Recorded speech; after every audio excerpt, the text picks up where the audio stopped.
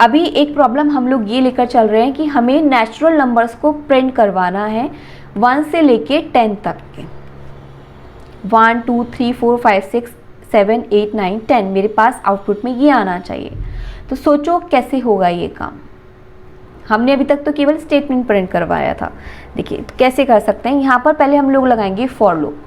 अब हमें 10 नंबर्स को प्रिंट करवाना है, ठीक है, जिसमें इंक्रीमेंट कितने का हो रहा है, हर बार 1 का इंक्रीमेंट हो रहा है। 1 2 3 4 5 हमेशा नंबर्स में कितने का इंक्रीमेंट हो रहा है, 1 का इंक्रीमेंट, 1 का इंक्रीमेंट, 1 का इंक्रीमेंट। यानी कि इस काम को हम रिपीटेडली कर सकते हैं क्योंकि सेम नंबर का इंक्रीमेंट हो रहा है, ठीक है, हमें हर आउटपुट में सेम नंबर का इंक्रीमेंट मिल रहा है। दैट मीन्स हम यहाँ पर फॉर लूप का यूज़ कर सकते हैं।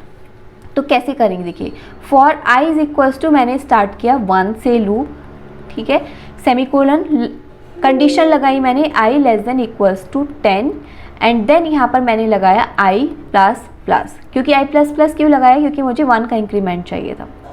एंड देन यहाँ पर अब मैं क्या प्रिंट करवाऊँगी, अगर मैं i की वैल्यू यहाँ पर प्रिंट करवा दूँ, सोचो ज़रा कि ये चलेगा, क्या प्रिंट करेगा। एग्जीक्यूट करके देखते हैं इसको, ठीक है, ज़्यादा दिमाग नहीं लगा रहे हैं, पहले हम इसे एग्जीक्यूट करके देखते हैं।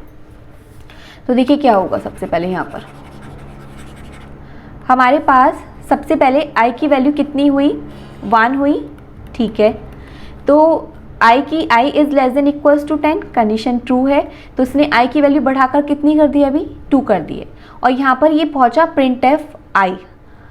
अब अच्छा एक कन्फ्यूजन और हो सकता है बच्चों को यहाँ पर कि i की वैल्यू मैं कह रही हूँ 2 हो चुकी है बट ये प्रिंट तो 1 कर रहा है, ठीक है। तो ऐसा क्यों है, ऐसा ये इसलिए है, अगर आप i plus plus increment operator पढ़ चुके हैं तो आपको वो चीज़ याद होगी कि जब आप पोस्ट इंक्रीमेंट का यूज़ करते हैं तो सबसे पहले वैल्यू असाइन होती है, देन उसके बाद इंक्रीमेंट होता है। तो after the execution of this statement, जब ये पूरा का पूरा स्टेटमेंट एग्जीक्यूट हो जाएगा तब i की वैल्यू हमारे पास 2 होगी।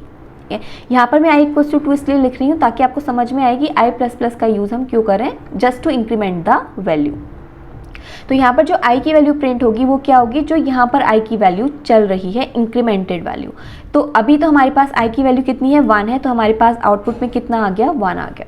फिर पहुँचेगा लूप के पास, i की वैल्यू कितनी हो चुकी थी, 2 हो चुकी थी, कंडीशन चेक हुई, 2 is less than equals to 10, condition true है, तो i प्लस प्लस हो जाएगा। तो i की वैल्यू नेक्स्ट लूप में कितनी आनी चाहिए, 3 आनी चाहिए। अब फॉर लूप में पहुंचा, इसने i की वैल्यू को प्रिंट करवाया है, i की वैल्यू कितनी है, 2 है, तो ये 2 प्रिंट कर देगा। फिर से लूप के पास पहुंचेगा, i की वैल्यू बढ़कर कितनी हो चुकी थी, यहाँ पर 3 हो चुकी थी, चेक किया इसने, 3 is less than equals to 10, condition true है, तो i की वैल्यू नेक्स्ट लूप में कितनी जाएगी, 4 जाएगी। फॉर लूप के अंदर पहुंचा तो इसने i की वैल्यू क्या प्रिंट की, यहाँ पर 3 प्रिंट कर दी है, ठीक है। फिर पहुंचेगा यहाँ पर, i की वैल्यू बढ़कर कितनी हो चुकी थी, 4 हो चुकी थी, i less than equals to 10 है, कंडीशन ट्रू है, तो i की वैल्यू नेक्स्ट लूप में कितनी जाएगी, 5 जाएगी। फॉर लूप के अंदर पहुंचा, i की वैल्यू प्रिंट करवाई है, तो हमारे पास यहाँ पर 4 प्रिंट हो जाएगा। नेक्स्ट फिर से लूप के पास पहुंचा, i की वैल्यू बढ़कर कितनी हो चुकी थी, हमारे पास 5, और नेक्स्ट इटरेशन में कितनी जाएगी, 6 जाएगी। 5 is less than equals to 10 है, कंडीशन ट्रू है, तो i प्लस प्लस। तो यहाँ पर जब फॉर लूप के अंदर ये पहुँचेगा तो i की वैल्यू कितना प्रिंट कर देगा, 5 प्रिंट कर देगा। अब फिर से फॉर लूप के पास जाएगा, i की वैल्यू क्या है, हमारे पास कितनी हो चुकी है, 6, कंडीशन चेक होगी, 6 is less than equals to 10, बिल्कुल सही है, तो i प्लस प्लस हो जाएगा, यानी कि नेक्स्ट इटरेशन में i की वैल्यू कितनी जाएगी, 7, i की वैल्यू को प्रिंट करवाया है तो i की वैल्यू 6 यहाँ पर प्रिंट हो जाएगी। i की वैल्यू कितनी हो चुकी है, 7 हो चुकी है, ठीक है। 7 is less than equals to 10, condition true है, तो नेक्स्ट इटरेशन में i की वैल्यू कितनी जाएगी, 8 जाएगी। फॉर लूप के अंदर पहुंचेगा, i की वैल्यू यहाँ पर 7 प्रिंट हो जाएगी। नेक्स्ट देखिए, i की वैल्यू हमारे पास कितनी हो चुकी है, 8 is less than equals to 10, तो i की वैल्यू नेक्स्ट इटरेशन में 9 हो जाएगी। प्रिंट एफ में पहुंचा, i की वैल्यू 8 इसने प्रिंट करवा दी। नेक्स्ट इटरेशन फिर से स्टार्ट होगी, 9 हो चुकी है वैल्यू, नेक्स्ट इटरेशन में i की वैल्यू 10 जाएगी। फॉर लूप के अंदर पहुंचा, i की वैल्यू प्रिंट करवाई, 9 हमारे पास प्रिंट हो गया। फिर से जाएगा यहाँ पर, नेक्स्ट इटरेशन में i की वैल्यू 10 हो चुकी है, 10 is less than equals to 10, condition true है, तो i की वैल्यू नेक्स्ट इटरेशन में 11 हो जाएगी, प्रिंट एफ i यानी कि 10 प्रिंट हो जाएगा। फिर से पहुंचा, i की वैल्यू 11 हो चुकी है, बट यहाँ पर अब कंडीशन फॉल्स हो चुकी है, 11 is not less than equals to 10। तो अब ये वाली जो, क्योंकि ये कंडीशन फॉल्स हो चुकी है तो इसलिए फॉर लूप टर्मिनेट हो जाएगा और जो कंट्रोल है वो इस फॉर लूप के बाहर आ जाएगा और हमारे पास आउटपुट में क्या आ जाएगा, ये 10 नंबर्स प्रिंट हो जाएंगे। दैट मीन्स कि फॉर लूप कब चलना बंद होता है, फॉर लूप कब टर्मिनेट होता है, जब ये वाली कंडीशन जो आप यहाँ पर लिखते हो वो फॉल्स हो जाती है। तो यानी कि आप जो भी वैल्यू आप कंडीशन जो दे रहे हो या फिर इंक्रीमेंटेड वैल्यू जो दे रहे हो या फिर इनिशियल वैल्यू जो दे रहे हो, तीनों बहुत मैटर करती हैं। जब हमने प्रिंट एफ करवाया था, हमने जब हेलो वर्ल्ड प्रिंट करवाया था तो उस केस में हमारे पास i की वैल्यू मैटर नहीं कर रही थी क्योंकि हम i की वैल्यू को प्रिंट नहीं करवा रहे थे, बट यहाँ पर हम लोग i की वैल्यू को प्रिंट करवा रहे हैं। तो इसलिए आपको i की वैल्यू क्या इनिशियलाइज करनी है वो आपको देखना पड़ेगा। अगर आप मान लीजिए आप यहाँ पर i की वैल्यू 2 इनिशियलाइज कर देते तो वो 2 से प्रिंटिंग स्टार्ट करता, तो हमें तो 1 से चाहिए था। तो इसलिए इनिशियल वैल्यू भी क्या है वो भी बहुत मैटर करती है, यानी कि जो तीनों फैक्टर्स हैं फॉर लूप के वो तीनों बहुत मैटर करते हैं किसी भी आउटपुट को लेने के लिए, किसी भी प्रॉब्लम का सल्यूशन बनाने के लिए। ठीक है, इसे मैं एग्जीक्यूट करके दिखाती हूँ आपको। हमने क्या किया, i less than equals to 10। Guys जो भी मैं यहाँ पर लिख रही हूँ आपको हैंड टू हैंड लिखते चलना है, नहीं तो बस ढूंढते रह जाओगे कि क्या हुआ और क्या नहीं हुआ। तो वीडियो को पॉज करें और उसके बाद हैंड टू हैंड इनके नोट्स बनाएं। यही प्रोग्राम लिखा था, इसको मैं एग्जीक्यूट करके दिखाती हूँ आपको। रन कोड किया तो देखिए 1 से लेके 10 तक मेरे पास नंबर प्रिंट हो गए हैं। अगर मान लीजिए से मैंने 2 से स्टार्ट किया होता तो मेरे पास 2 से ये नंबर्स आए होते अप टू 10। अगर ये कंडीशन मैंने यहाँ पर लगाई होती 20 तक के लिए तो मेरे पास, अब सोचिए आउटपुट में क्या आएगा, 2 से लेके 20 तक के नंबर्स आएंगे। ये देखिए 2 से स्टार्ट करके ये 20 तक के नंबर्स यहाँ पर आ गए। अगर मैं यहाँ पर लेस देन केवल 20 कर देती हूँ तो सोचिए क्या होगा, एक कम चलेगा लूप, 2 से लेके 19 तक के हमारे पास आउटपुट में आएगा। ये देखिए 2 से लेके ये 19 तक का आउटपुट हमारे पास आया है। तो अगर आप यहाँ पर i इक्वल्स टू i+1 कर देते हैं तो भी वो आपको 1 से लेके 5 तक के नंबर्स देगा। अब अगर मान लीजिए कि मैं इसको i इक्वल्स टू i+2 कर देती हूँ तो सोचो क्या होगा।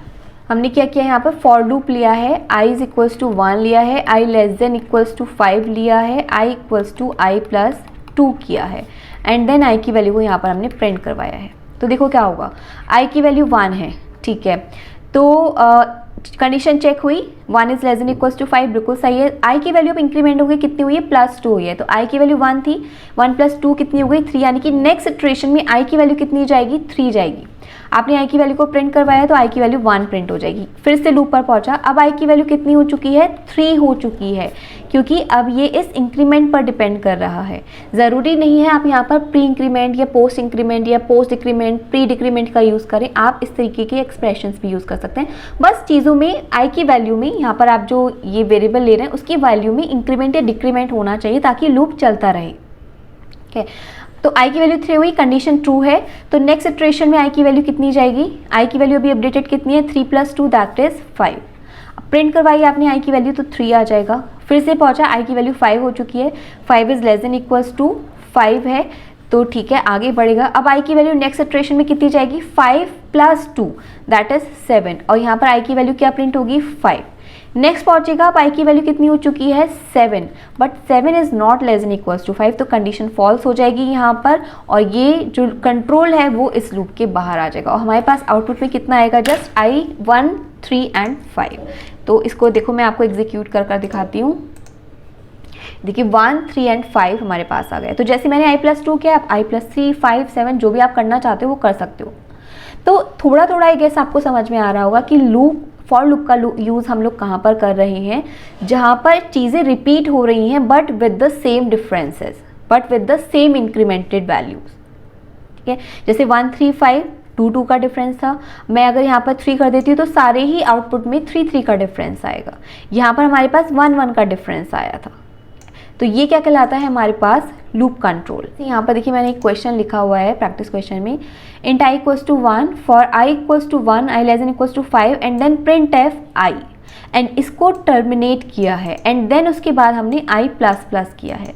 तो अब ऑब्वियसली ये जो आई प्लस प्लस है that is not the part of for loop, क्योंकि जैसे हमने इफ़ में पढ़ा था, इफ़ एल्स में आप इफ़ स्टेटमेंट लिखते हैं, अगर आपने यहाँ पर सिंगल स्टेटमेंट लिखा है विदाउट कर्ली ब्रेसेस या मल्टीपल स्टेटमेंट लिखेंगे विदाउट कर्ली ब्रेसेस, तो जो फर्स्ट स्टेटमेंट होगा that would be the part of this if statement, if condition. और अगर आप मल्टीपल स्टेटमेंट्स लिखना चाहते हैं, मल्टीपल स्टेटमेंट्स को एग्जीक्यूट करवाना चाहते हैं फॉर दिस इफ ब्लॉक, तो you will have to use the curly braces. तो अब यहाँ पर जो ये क्वेश्चन है, यहाँ पर कोई भी कर्ली ब्रेसेस का यूज़ नहीं किया है एंड इसके अलावा फॉर लूप यहाँ पर टर्मिनेट भी कर दिया गया। That is what does that mean कि I plus plus is not the part of this for loop, वो अलग से लिखा गया है। तो सोचो इस प्रोग्राम को अगर मैं एग्जीक्यूट करवाऊंगी तो क्या होगा। I equals to 1, I less than equals to 5, print F percentage D I and then semicolon and then I plus plus. तो देखो सबसे पहले i की वैल्यू कितनी हुई है हमारे पास 1, कंडीशन ट्रू है, i less than equals to 5 है। अब यहाँ पर हमने प्रिंट करवाया है 1 को, तो 1 हमारे पास प्रिंट हो जाएगा। फिर से फॉर लूप पर जाएगा क्योंकि इसकी बॉडी में तो कुछ एग्जिस्ट करता नहीं है, क्योंकि सेमीकोलन है यहाँ पर। और i प्लस प्लस जो हमने इस स्टेटमेंट के बाद लिखा है that is not the part of for loop. जब फॉर लूप पूरा खत्म हो जाएगा तब i प्लस प्लस एग्जीक्यूट होगा। तो देखते हैं कि फॉर लूप कब खत्म होगा। ये फॉर लूप फिर से जाएगा, i की वैल्यू अब ये सोचो क्या होगी, यहाँ पर 1 होगी या 2 होगी, ये सोचिए आप। वीडियो को पॉज कीजिए और सोचिए कि जब ये फॉर लूप फिर से यहाँ पर पहुँचेगा तो i की वैल्यू 2 होगी या 1 होगी। i की वैल्यू होगी 1, क्योंकि यहाँ पर हमने कुछ भी इंक्रीमेंट नहीं किया है। तो i की वैल्यू फिर से क्या लेगा, 1 लेगा।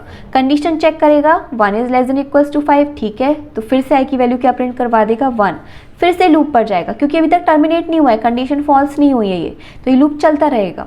i की वैल्यू फिर से क्या है हमारे पास, 1 है, कंडीशन ट्रू है, फिर से 1 प्रिंट कर देगा। फिर जाएगा, i की वैल्यू फिर से 1 है हमारे पास, फिर से कंडीशन ट्रू है, फिर 1 प्रिंट कर देगा। तो ये लूप कभी भी ख़त्म ही नहीं होगा क्योंकि हमने यहाँ पर कुछ भी इंक्रीमेंट या डिक्रीमेंट लगाया ही नहीं है। और ये लूप कभी ख़त्म ही नहीं होगा क्योंकि ये वाली कंडीशन कभी फॉल्स ही नहीं होगी ना। i की वैल्यू हमेशा 1 रहेगी क्योंकि यहाँ इंक्रीमेंट नहीं है, और i 1 है, दैट मीन्स ये कंडीशन हमेशा ट्रू रहेगी, कभी फॉल्स ही नहीं होगी। दैट मीन्स ये लूप चलता रहेगा। और इस लूप को हम लोग क्या कहते हैं, इनफाइनाइट लूप। जो लूप कभी ख़त्म नहीं होता है उसको हम लोग क्या कहते हैं, इनफाइनाइट लूप। मैं आपको एग्जीक्यूट करके दिखाती हूँ। 1 1 आ रहा है, ये रुक ही नहीं रहा है, आपको दिख रहा है यहाँ पर ये जो 1 है इसके ऊपर कुछ जो एक ब्लॉक बनकर आ रहा है, कर्सर 1 के पास है, that means it's still executing, वो रुक ही नहीं रहा है। देखिए मैं यहाँ से रोक रही हूँ इसको, ये देखिए यहाँ पर जो स्क्रॉल बार है इसके थ्रू ये रुक ही नहीं रहा है, ये नीचे ही नहीं जा रहा है, वो चलता जा रहा है 1। दैट मीन्स ये अब इनफाइनाइट लूप में चला गया है। तो आप इसको स्टॉप करने के लिए क्या करेंगे, किल टर्मिनल।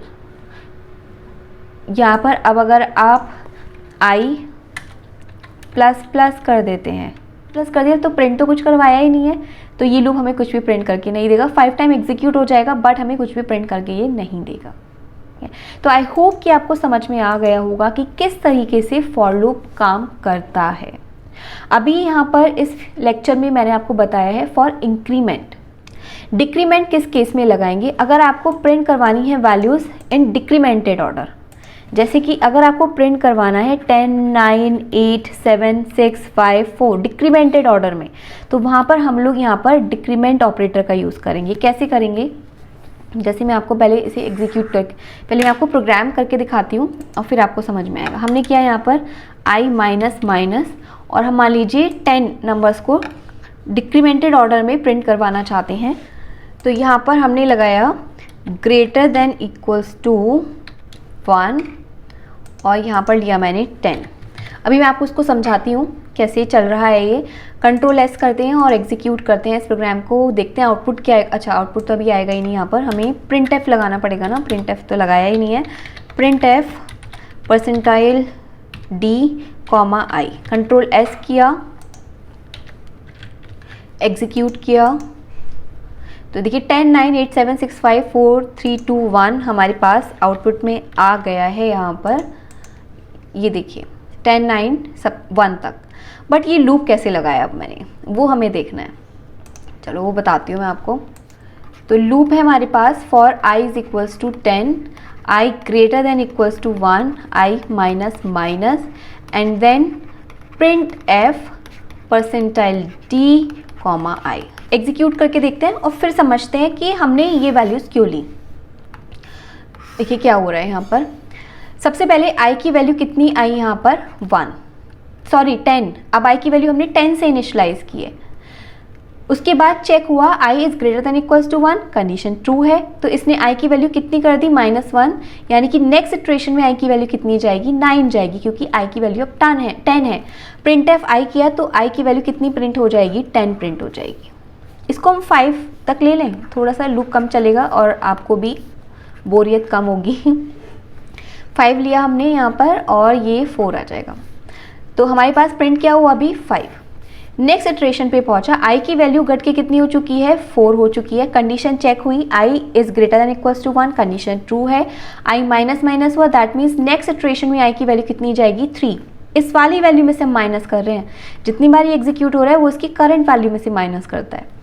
प्रिंट एफ आई, तो आई की वैल्यू क्या प्रिंट होगी 4 प्रिंट हो जाएगी। फिर जाएगा लूप के पास, आई की वैल्यू कितनी हो चुकी है अब अपडेटेड 3, तो i is greater than equals to 1, condition is again true, तो i की वैल्यू नेक्स्ट इटरेशन में कितनी जाएगी 2, क्योंकि i माइनस माइनस है। प्रिंट एफ आई किया तो हमारे पास प्रिंट एफ होके कितना आ गया है 3 आ गया है। नेक्स्ट अब फिर से गया, i की वैल्यू कितनी हो चुकी है 2 हो चुकी है। 2 is greater than equals to 1, बिल्कुल ठीक है, तो i की वैल्यू नेक्स्ट इटरेशन में कितनी जानी चाहिए 1, तो प्रिंट एफ हमारे पास कितना हो गया 2। फिर से गया, i की वैल्यू अब कितनी हो चुकी है 1 is greater than equals to 1, बिल्कुल सही है, तो i की वैल्यू नेक्स्ट इटरेशन में कितनी जाएगी 0। प्रिंट एफ आई किया तो हमारे पास 1 प्रिंट हो गया। अब i की वैल्यू कितनी हो चुकी है 0, but 0 is not greater than equals to 1, that means ये कंडीशन फॉल्स हो चुकी है और जो कंट्रोल है वो इस लूप के बाहर आ जाएगा और हमारे पास आउटपुट में क्या आ जाएगा 5 4 3 2 1।